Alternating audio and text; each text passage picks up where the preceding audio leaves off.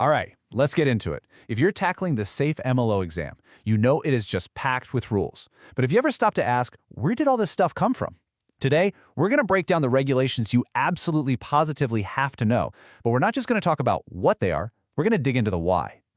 To really get a grip on the massive rulebook we have today, you only need to rewind to one specific year, 2008. The financial crisis that year, it wasn't just a big deal. It was a seismic event that literally changed everything about the mortgage industry. And all the regulations we're about to cover, they were born directly from that fire. And listen, here's a huge tip for passing the exam. Don't just try to memorize a bunch of facts. Understand the story behind them. The 2008 crisis was the problem, a huge nationwide problem. And Congress had to step in with a solution, a whole series of laws designed to protect people and, hopefully, prevent that kind of meltdown from ever happening again. And they moved fast. I mean, really fast. Check out this timeline. In 2008, boom, we get the Housing and Economic Recovery Act, or HERA. Tucked inside that is the SAF Act, the absolute foundation of MLO licensing. Just 2 years later, you get the Dodd-Frank Act, which creates the new sheriff in town, the Consumer Financial Protection Bureau, the CFPB. And by 2011, the CFPB is put in charge of the SAF Act. It was a rapid-fire response to a massive crisis. So that brings us right to the heart of it all, the SAFE Act. This is your entire world as an MLO. It created the first ever nationwide standards for getting a license, but it wasn't just magicked into existence. Let's pull back the curtain and meet the key organizations that actually built this system. Okay, this is hugely important for the exam, so listen up. The NMLS, which is basically your home base for everything licensing, was put together and is still run by two major groups. You have to know their names. The Conference of State Bank Supervisors, that's CSBS, and the American Association of Residential Mortgage Regulators, or AARMR. Seriously, burn those acronyms into your brain. They're the ones who created the uniform licensing system that all the states now use. They are the architects. The SAF Act gives you a really clear, three-step roadmap to get your license. First, you got to hit the books for 20 hours of approved education. Then, you've got to prove you know your stuff by passing that test with a 75% or better. And finally, you have to pass background and credit checks to show you've got the character and financial responsibility for the job. So what's actually in those 20 hours of education? Well, it's not random. The NMLS puts a huge focus on three key areas. You've got 3 hours of federal law, 3 hours on ethics, which is absolutely massive, and 2 hours on non-traditional mortgage products. And that last one, that is a direct response to the kind of complex, sometimes risky loans that were at the very center of the 2008 meltdown. So you're licensed, you're ready to go. One of your biggest day-to-day responsibilities is going to be communication, specifically through disclosures. And this isn't just about shuffling paperwork. It's about giving consumers clear, timely information so they know exactly what they're signing up for. It's a huge piece of the post-crisis world. And when you talk about disclosures, the biggest name in the game is TRID. Think of it as a giant cleanup project. Before TRID, borrowers were drowning in confusing forms. So Dodd-Frank mandated a change, and TRID took 4 old forms and combined them into 2 easy-to-understand ones: the loan estimate, which is kind of like the price tag for the loan, and the closing disclosure, which is the final receipt. Now pay close attention, because this timeline is all over the exam. You have got to know these deadlines cold. The loan estimate has to go out within 3 business days of the application. Then a mandatory 7-day waiting period starts before you can even think about closing.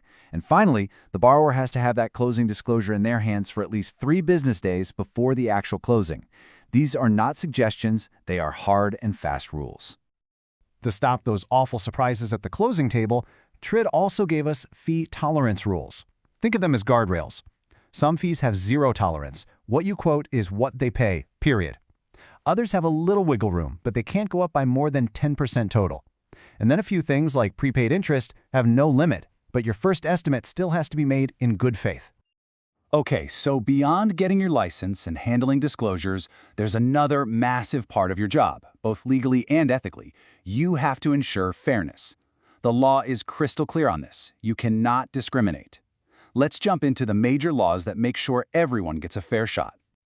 2 laws are your North Star here: the Equal Credit Opportunity Act, or ECO, and the Fair Housing Act.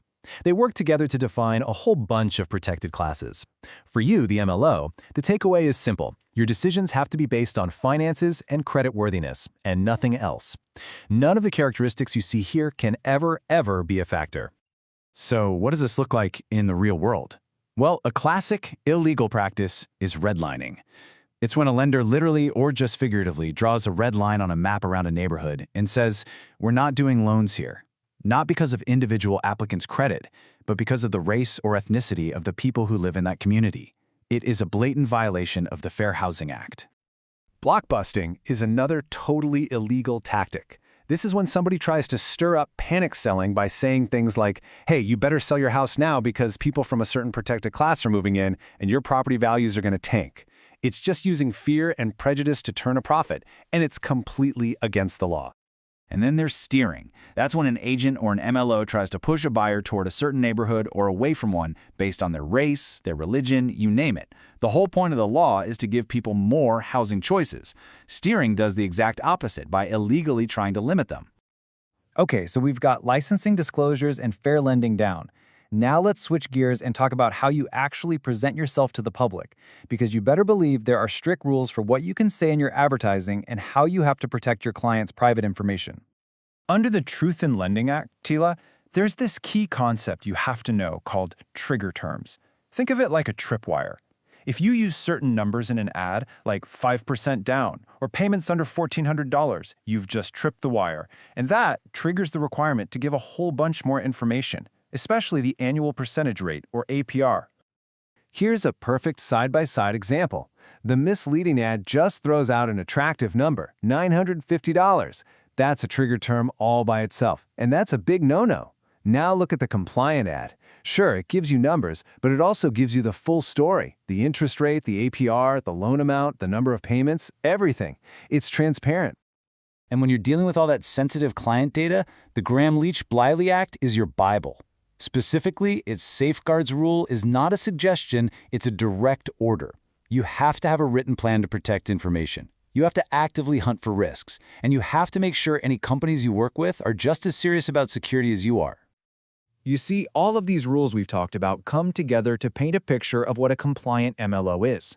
But the law is just as clear about what you can't do, and trust me, the penalties for stepping out of line are severe.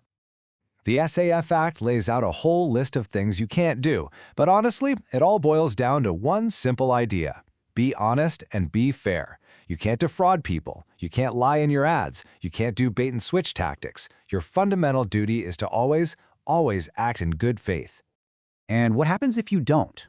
Well, the consequences are huge. Under the model law that came from the SAF Act, a state agency can slap you with a penalty of up to $25,000. And get this, that's per violation. That number alone should tell you exactly how seriously they take this stuff.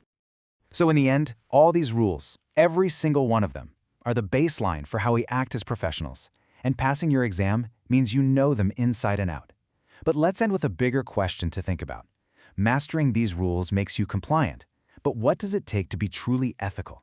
What does the MLO of the future look like? Not just for a test, but for the good of the entire industry.